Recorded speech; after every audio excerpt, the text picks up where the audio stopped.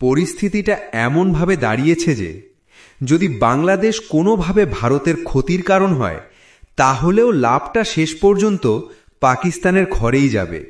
আবার উল্টোভাবে যদি ভারতের কারণে বাংলাদেশ ক্ষতিগ্রস্ত হয়, তাহলেও প্রকৃত সুবিধাভোগী পাকিস্তানি হবে। অর্থাৎ দুদিকেই পাকিস্তান লাভের মুখ দেখবে, আর হারবে শুধু ভারত ও বাংলাদেশ দুই পক্ষই। দর্শক বন্ধুরা, এই ভিডিওটি যদি আপনাদের ভালো লাগে তাহলে অবশ্যই লাইক, কমেন্ট এবং শেয়ার করে আমাদের সঙ্গে থাকবেন। আপনারা যত বেশি সমর্থন দেবেন, আমরা তত বেশি তথ্যভিত্তিক কন্টেন্ট আপনাদের সামনে তুলে ধরতে পারব। আর নতুন হলে অবশ্যই সাবস্ক্রাইব করুন। নমস্কার দর্শকবৃন্দ, স্বাগতম আজকের গুরুত্বপূর্ণ বিশ্লেষণে। ভারত বাংলাদেশ সম্পর্ক নিয়ে যে জটিল পরিস্থিতি তৈরি হচ্ছে, তার আড়ালে পাকিস্তানের দীর্ঘদিনের কৌশল কিভাবে সক্রিয় হয়ে উঠছে, সেটাই আমরা আজ গভীরভাবে দেখব। যেখানে ভারত ক্ষতিগ্রস্ত হোক বা বাংলাদেশ ক্ষতিগ্রস্ত হোক, দুই ক্ষেত্রেই লাভের পাল্লাটা ভারী হচ্ছে পাকিস্তানের দিকেই। আজকের আলোচনাটি তাই দেশভক্ত নাগরিক হিসেবে আপনাদের জানা জরুরি। বাংলাদেশ ভারতের পূর্বাঞ্চলের স্টেবিলিটি জোন। যদি বাংলাদেশ অস্থির হয়, তাহলে ভারতকে পূর্ব সীমান্তে অতিরিক্ত নিরাপত্তা মোতায়েন করতে হয়। গেরিলা বিদ্রোহ, আর্মস স্মাগলিং বাড়ার ঝুঁকি। উত্তর পূর্ব ভারতের উন্নয়ন থমকে যেতে পারে।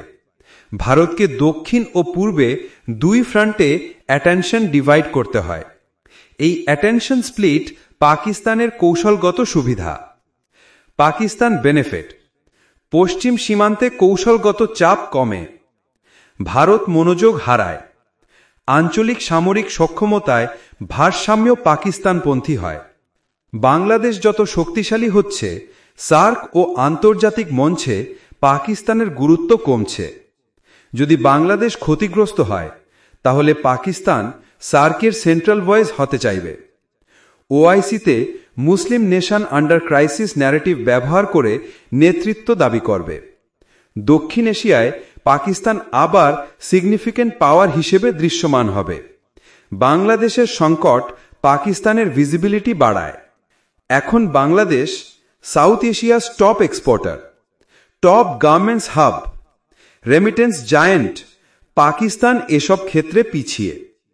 বাংলাদেশ দুর্বল হলে গ্লোবাল বায়ার্স পাকিস্তানের দিকে ফিরে যেতে পারে। পাকিস্তান জিএসপি প্লাস সুবিধার জন্য নতুন যুক্তি পাবে।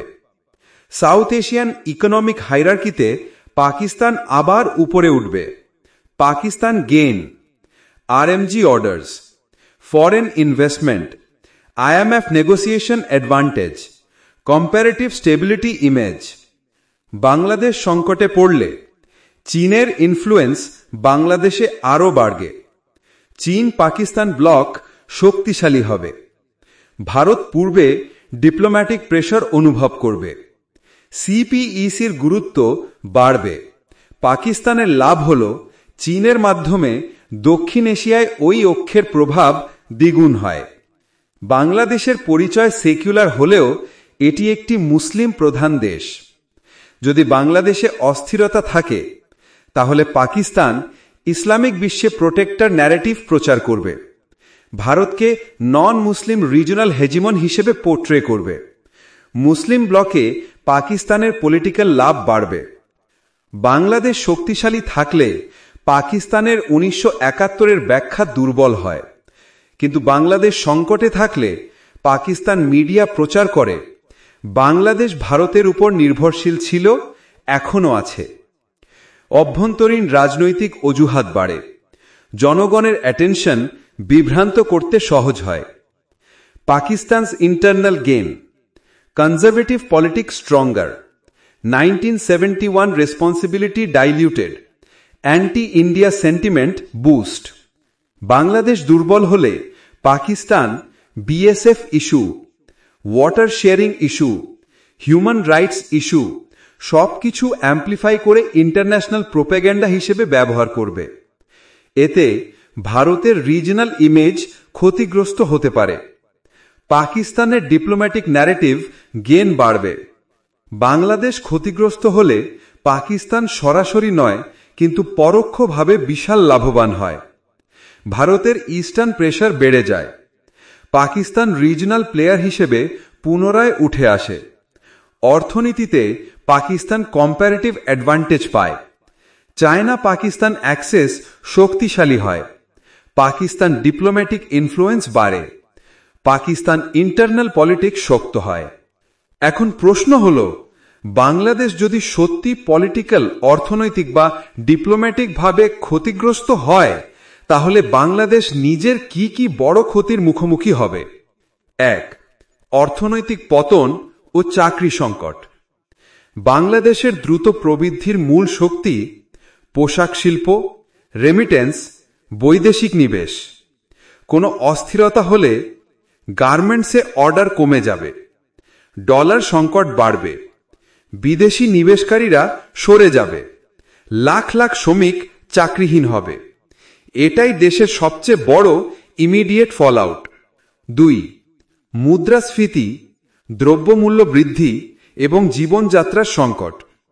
অর্থনীতি দুর্বল হলে খাদ্যদ্রব্যের দাম বাড়বে, মধ্যবিত্ত দ্রুত নিম্নবিত্ততে নেমে যাবে, মানুষের পারচেজিং পাওয়ার কমে যাবে, দারিদ্র্য বাড়বে। এটি সরাসরি দেশের সামাজিক কাঠামোকে দুর্বল করে। 3.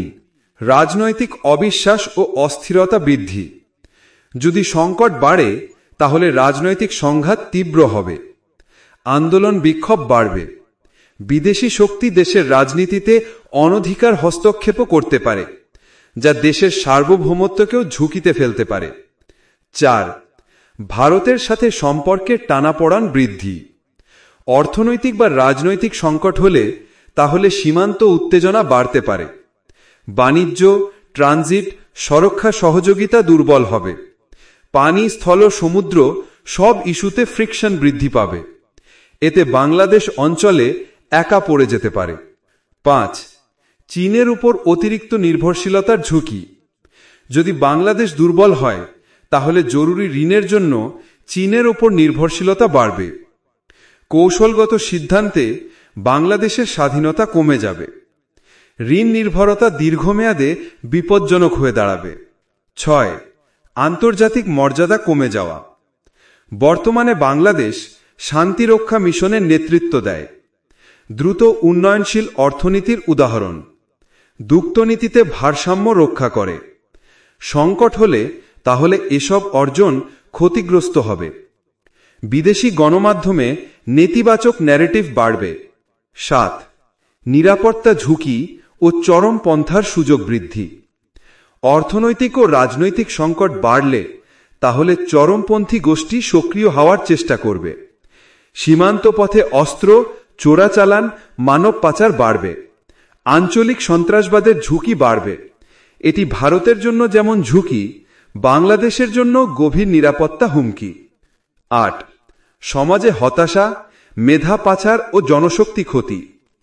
বাংলাদেশের সবচেয়ে বড় শক্তি যুব সমাজ, কিন্তু দেশের পরিস্থিতি খারাপ হলে তাহলে ব্যাপক হারে মেধা পাচার হবে, দক্ষ জনশক্তি বিদেশে চলে যেতে চাইবে, দেশে ইনোভেশন ও শিল্পোন্নয়ন থমকে যাবে। এটি দীর্ঘমেয়াদে ভয়ঙ্কর ক্ষতি। ভূরাজনীতি কখনো সরল নয়। কোনো দেশের দুর্বলতা এক দেশের ক্ষতি, আবার অন্য দেশের লাভ। ভারত, বাংলাদেশ, পাকিস্তান, এই 3 দেশের সম্পর্ক একটি গভীর জটিল সমীকরণ। এই বিশ্লেষণ আপনাকে যদি নতুন কিছু ভাবতে সাহায্য করে থাকে, তাহলে ভিডিওটি লাইক করুন, কমেন্ট করে মতামত জানান এবং আরও বিশ্লেষণধর্মী কন্টেন্ট পেতে সাবস্ক্রাইব করুন। ধন্যবাদ।